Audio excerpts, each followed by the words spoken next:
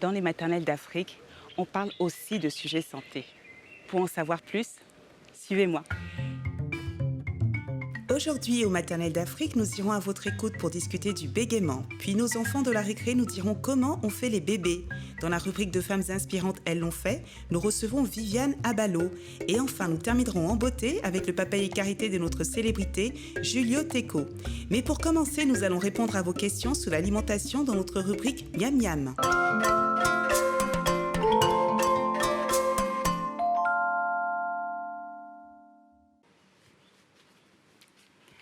Alors aujourd'hui, je vais répondre à une question qui nous est fréquemment posée sur la page Facebook des maternelles d'Afrique. Et c'est Leïsa de Lomé au Togo qui nous pose la question. Alors, qu'est-ce qu'elle me dit, Leïsa?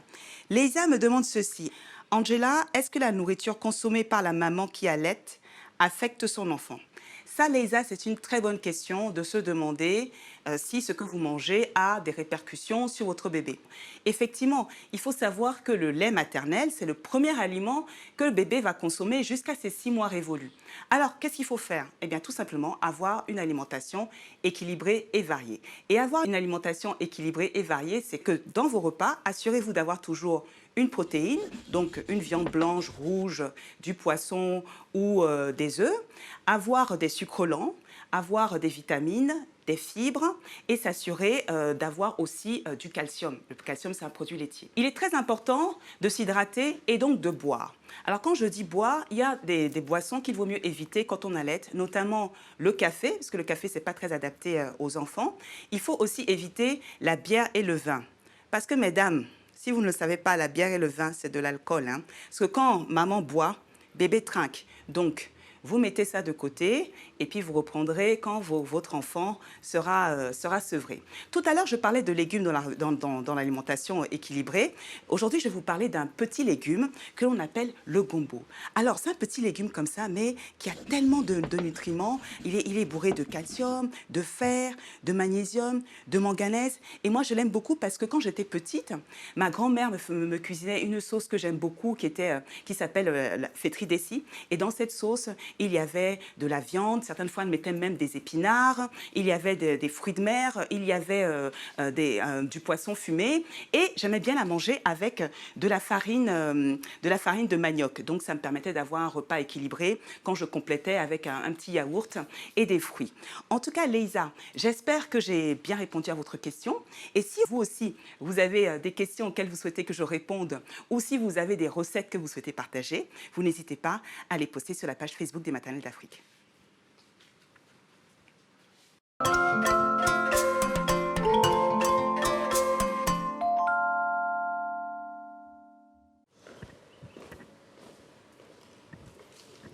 Alors, bégayer n'est pas facile. Mais être parent d'un enfant qui bégaye, le voir se battre avec les mots, l'interrompre, ne pas le laisser finir ses phrases, c'est quelque chose de vraiment de pas facile. Vous savez, les parents d'enfants bègues se demandent comment cet enfant va grandir, comment il va évoluer socialement, est-ce que ça va avoir des répercussions même physiques. Il y a des gens qui considèrent donc le bégaiement comme un handicap. On va voir aujourd'hui si c'est le cas. C'est un phénomène qui est méconnu. Certaines fois même, il y en a qui parlent de malédiction. Eh bien, aujourd'hui, nous recevons donc des personnes qui vont pouvoir témoigner. Mais avant, je voudrais faire un coucou à Guilherme, Guilherme qui nous écrit souvent de Facebook, et à sa fille Divina.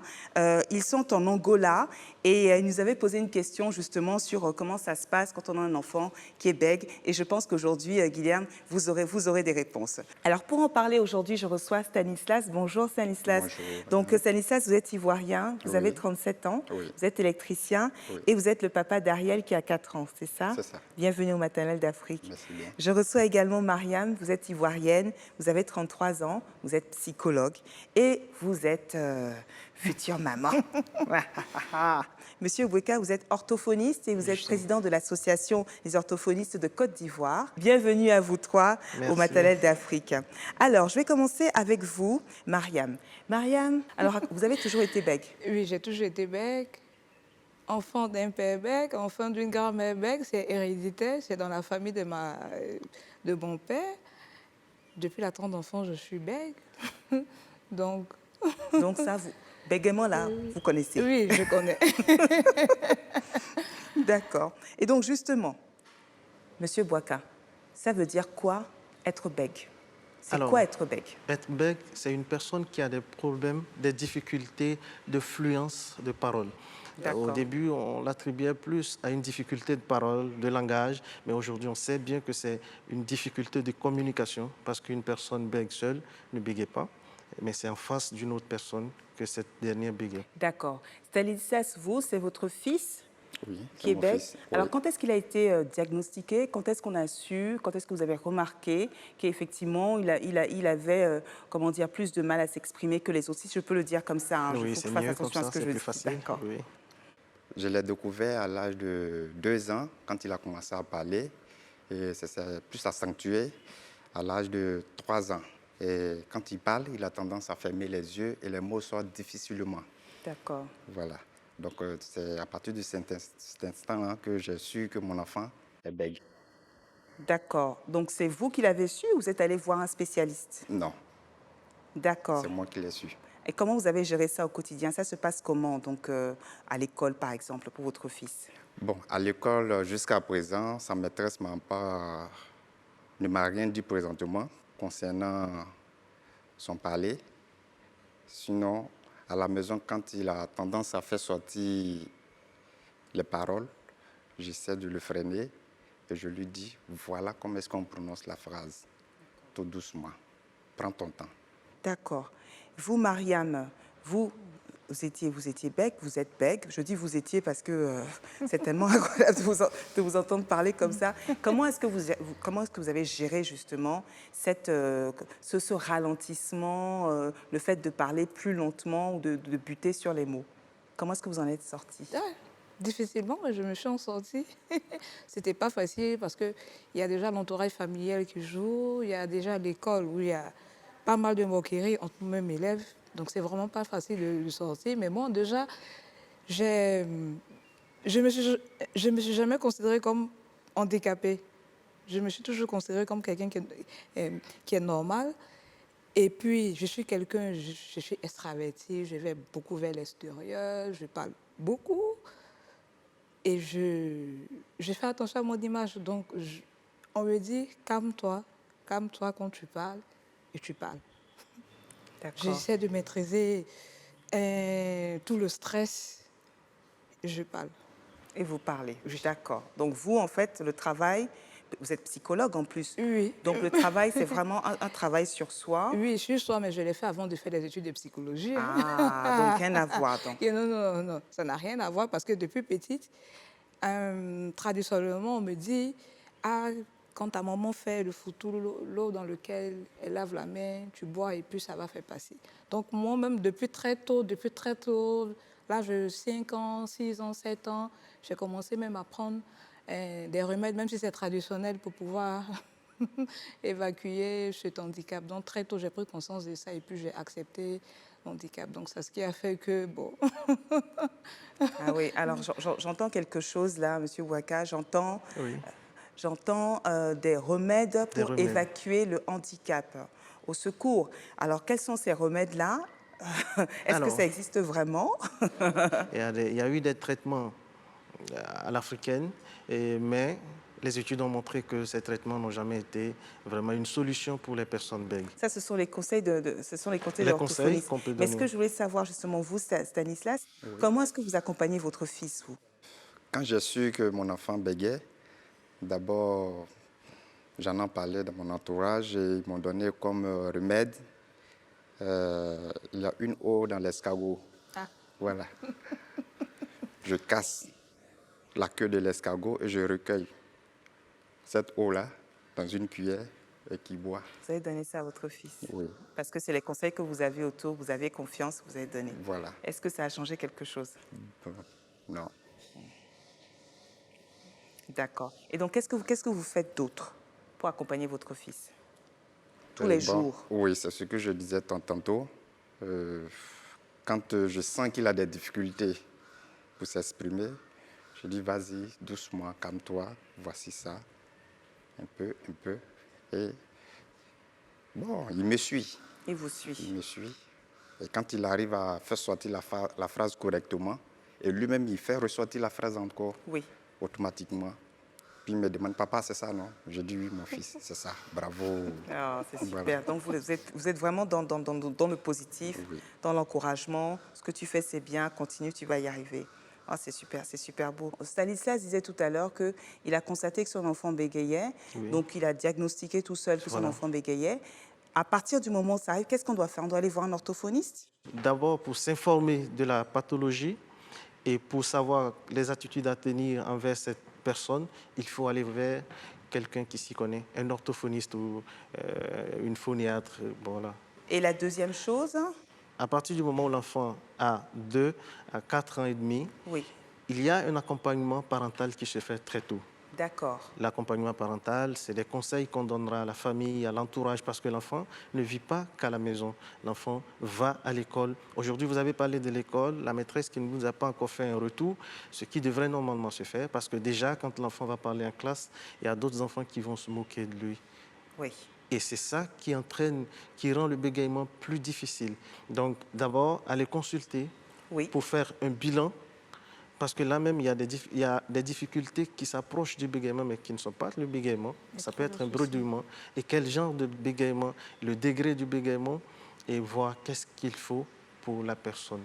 Et en même temps, comme je disais, dans l'accompagnement parental, il va falloir maintenant donner des conseils aux parents. Parce que généralement, quand une personne bégaye, on lui dit « Ah, mais attends, arrête, calme-toi. » Voilà.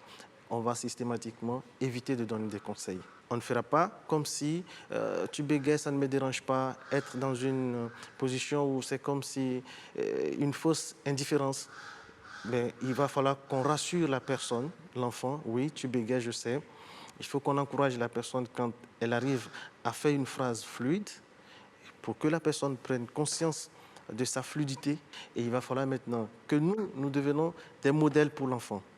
On ne va pas demander à un enfant, il faut que tu parles avec un débit ralenti, mais pendant que nous sommes en train de parler avec un débit très rapide. Et vous, Mariam, je voulais vous demander, l'aspect psychologique est quand même très important parce que, comme le disait tout à l'heure monsieur Ouaka, l'orthophoniste, il disait que on n'est pas bègue, quand on est seul, on n'est pas bègue, hein, c'est quand on se retrouve face à quelqu'un. Donc il y a forcément une raison psychologique vis-à-vis le regard de l'autre, peut-être, qui fait ça. Donc vous, en tant que psychologue, est-ce que vous accompagnez des bègues? Oui, on accompagne des bègues. Le psychologue, la psychologie, c'est l'étude du comportement. Et je sais que dans le bégaiement, ça entraîne des troubles du comportement et ça a une atteinte sur l'affectivité de l'enfant. Donc, et je sais que le bégaiement a souvent des causes psychologiques. Oui. Et justement, c'est pour cela que le psychologue doit être auprès de l'orthophoniste pour pouvoir accompagner l'enfant, pour pouvoir vraiment gérer tout ce qui est affectif. D'accord. Et justement, M. Ouaka, je voulais vous demander, vous dites que ces enfants-là, ils peuvent s'en sortir sans forcément avoir besoin d'un traitement ou d'un suivi avec un orthophoniste. Un spécialiste. Oui. Avec un spécialiste. Alors, comment est-ce qu'ils peuvent s'en sortir? Quelles sont les choses simples du quotidien à faire pour que ces enfants s'en sortent? C'est le retour de l'entourage qui va permettre à ce dernier de pouvoir s'en sortir facilement. S'il y a un retour positif, alors je bégaye, personne ne se moque de moi, je bégaye, on attend, on écoute le message que je veux véhiculer, parce que ce n'est pas la manière dont je véhicule le message qui importe les personnes qui m'entourent, mais c'est le message même qui importe. Donc je ne ferai plus attention à la manière de parler, mais je vais plus me concentrer au contenu du message. Et même l'école, parce que vous me disiez que le rôle des parents, c'est d'informer aussi le personnel à l'école, enseignant, oui, pour que l'enfant soit accueilli correctement. Justement, oui. C'est d'informer, et s'il y a lieu, de former des personnels de l'éducation, surtout à des gestes simples que nous, on peut poser pour ne pas que ces personnes perdurent toujours dans la difficulté. Mariam, il y a un bébé qui arrive bientôt. Est-ce que vous vous posez la question de est-ce qu'il va être bègue, est-ce qu'il ne va pas être bègue? Comment vous gérez ça? Comme je vous l'ai dit, c'est héréditaire. Donc ça ne m'étonne pas qu'il soit bègue. Bon, au moins, je saurai comment l'encadrer. Et comment vous allez l'encadrer? Qu'est-ce que vous prévoyez de faire? Parce que vous savez, il y a des parents qui vous écoutent et qui aimeraient bien voir, quand on vous entend, là, vous êtes un modèle. Donc, il y a des parents, je suis sûre, qui vous écoutent et disent « Ah, comment... J'aimerais bien savoir comment elle a fait. » Déjà, tout se joue au niveau de l'estime de soi. Valoriser mon enfant, parce que moi, j'ai pas eu cette chance-là. Parce que quand j'étais enfant, ma maman me disait, ah, toi, tais-toi là-bas, quand tu veux parler là, c'est quand tu mens en langage, je suis en train de faire ça. Donc, j'étais tout le temps rejetée à l'école, à la maison. Donc c'est l'erreur que je ne vais pas faire avec mon enfant. Parce que je sais comment c'est difficile et comment ça impacte sur l'estime de soi de l'enfant. Parce que c'est vrai qu'aujourd'hui, on me voit comme ça, c'est vrai que je parachute de moi, mais dans l'enfance, c'était pas... C'est pas comme ça. Oui, c'était pas comme ça. Mais comment vous avez fait pour partir de l'enfant dont on dit tais-toi, va là-bas, et de la jeune femme belle qui a l'air sûre d'elle, comme ça, et qui vient sur le plateau des maternelles d'Afrique pour témoigner? Comment vous avez fait pour passer de là à là? Comme je dis, je côtoie beaucoup l'extérieur. Donc, j'ai toujours voulu garder une bonne image de moi. Donc, j'ai juste des techniques comme, exemple, c'est vrai que je suis psychologue, en même temps, j'anime des ateliers. Et je dis qu'avant d'animer un atelier, je dis aux participants, ou bien je dis à l'auditoire, qu'excusez-moi, il y aura des moments où je serai en train de bloquer sur des mots, je bégayais, donc soyez indulgents. Mais quand je fais ça après, tout passe rapidement.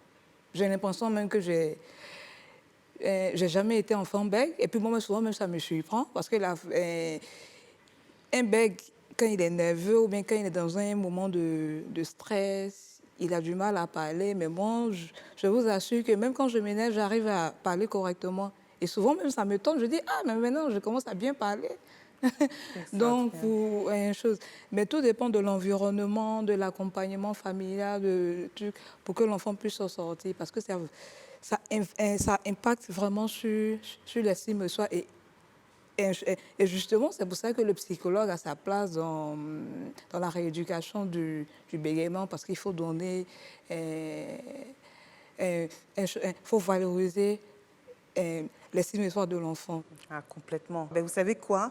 Moi, je suis allée à l'hôpital mère-enfant Dominique Ouattara et j'ai demandé aux enfants de la case des enfants de nous dire ce que c'était que le bégaiement. Et voilà ce qu'ils nous ont répondu.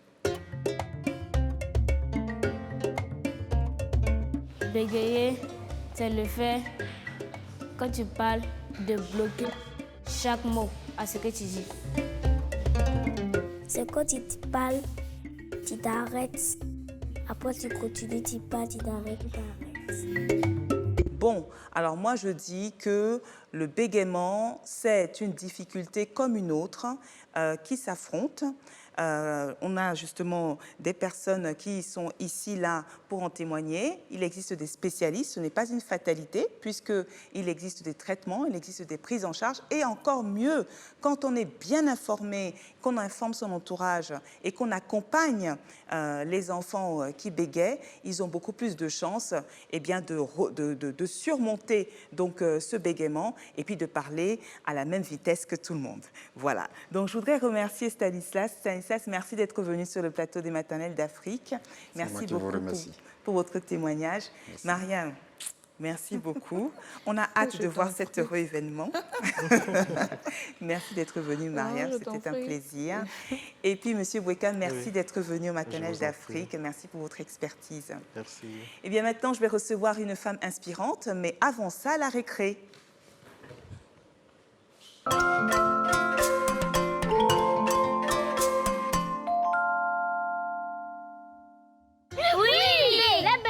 Dans le ventre et si le bébé est dans le ventre, si le ventre fait mal et on amène à l'hôpital.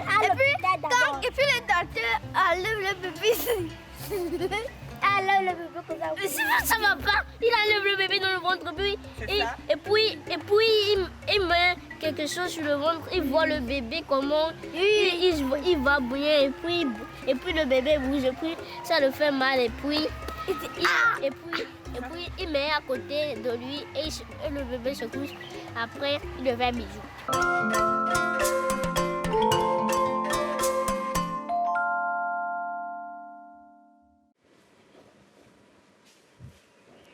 Je fais la belle, vous voyez. Je suis passée tout à l'heure, je me suis arrêtée, j'ai pris un petit sac. Vous allez comprendre pourquoi. Bonjour Viviane. Bonjour Angela. Comment ça va? Bien. Alors Viviane que vous voyez là, elle a plusieurs casquettes. Elle est décoratrice d'intérieur. Elle est créatrice de sacs. Vous comprendrez les sacs aujourd'hui. Et elle est maman. Alors, vous êtes maman de Evan qui a 12 ans. 12 ans et Aaron qui aura 9 ans l'année prochaine. Excellent. Alors, Viviane, est-ce que vous pouvez me dire si vous avez toujours été destinée à travailler dans la mode? Parce qu'on va dire c'est un peu la mode, hein, ou c'est pas tout à fait ça? Bon, j'ai toujours aimé dessiner les modèles quand j'étais plus jeune. Et j'ai toujours aimé créer mes petites choses. J'ai commencé à faire de la déco, je devais avoir 16-17 ans. J'aimais aménager les endroits. Mais j'ai décidé de créer des sacs parce que j'aime les beaux sacs. Et j'aime les sacs dans des matières très nobles. Et je me suis dit qu'il était temps que l'Afrique ait peut-être quelque chose d'assez précis, de bien fait. Parce que souvent, on ne finit pas bien les produits ou les articles destinés à être commercialisés. C'est vrai qu'on a cette réputation-là, hein, de ne pas forcément faire les choses correctement, mais au Maternelle d'Afrique, on reçoit que des femmes qui font des choses, qui font de belles choses, qui essaient de valoriser le patrimoine africain. Oui, donc ça, tout à fait. Ça, c'est bien. Et justement, donc, vous êtes maman, je disais en commençant, que vous avez 2 garçons. Comment est-ce que vous arrivez à jongler entre votre vie de maman et votre vie d'entrepreneuse? Alors, dès que j'ai été enceinte, j'ai continué à travailler.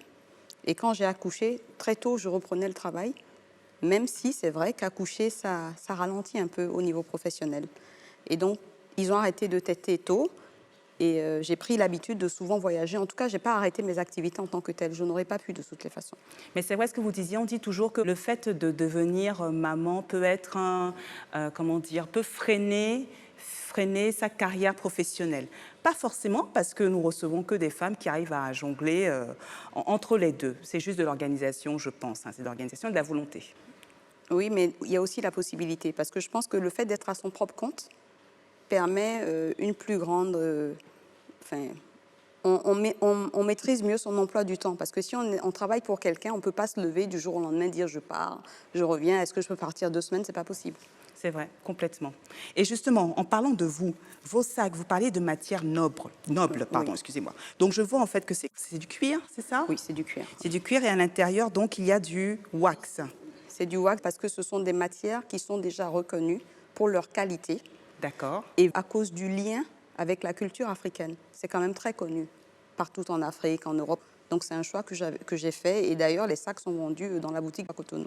Bien entendu. Donc j'ai oublié de le rappeler. Donc vous êtes béninoise. Ça nous fait plaisir de recevoir des frères du Bénin, moi qui suis du Togo, n'est-ce pas? Eh bien, Viviane, merci beaucoup d'être venue nous voir jusqu'ici, à la Maison des Maternelles d'Afrique, parce que vous savez, dans cette rubrique, elles l'ont fait. On aime recevoir les femmes inspirantes. On ne reçoit que les femmes comme vous. Je vous remercie pour le compliment. Merci d'être venue et je vous dis à bientôt alors. À très bientôt, Angela. J'emmène le sac, hein? Au revoir.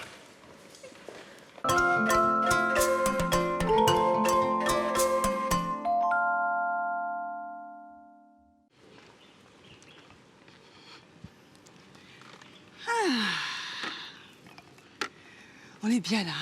Exactement. Tchalé Lekema. Coulé. Vous savez que chez nous au Togo, Tchalé Lekema, ça veut dire? Frangin, on dit quoi? Bro, comment tu vas? Voilà. Julio, vous êtes togolais. Exactement. Et vous savez, vous voyez, j'ai changé de t-shirt qui est à l'effigie du festival Tchalé Lekema, dont Julio est le directeur.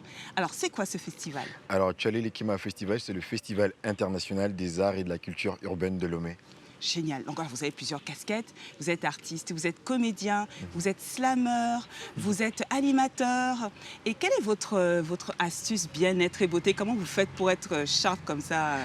Ben, moi, comment dire, tout est axé sur la pensée positive. D'accord. La pensée positive, la zen attitude, parce que pour moi, c'est la clé.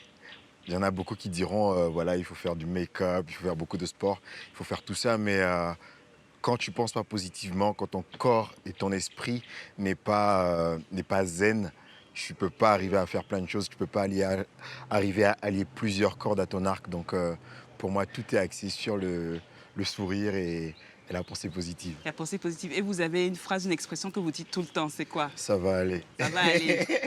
Elaï, comme on dit chez nous. Exactement. Et dites-moi, Julio, donc quelle est votre actualité? Est-ce qu'on peut vous voir en spectacle? Le festival Tchalé Lekema, c'est quand, par exemple? Alors, pour commencer par le festival Tchalé Lekema, c'est chaque année en septembre. D'accord. Donc, le premier week-end de septembre. D'accord. Et pour me voir en spectacle, 2019, plein de choses en vue. Pour l'instant, je ne donne pas de date, je ne donne pas d'endroit. Et dans le point de vue cinéma, Oui. à la télévision, très bientôt, je serai sur les antennes de TV5 Monde dans la série Voyage de rêve. Magnifique. Julio, on trinque? Bien sûr. Merci d'être venu. Bah, merci à vous de m'avoir invité. On est bien là.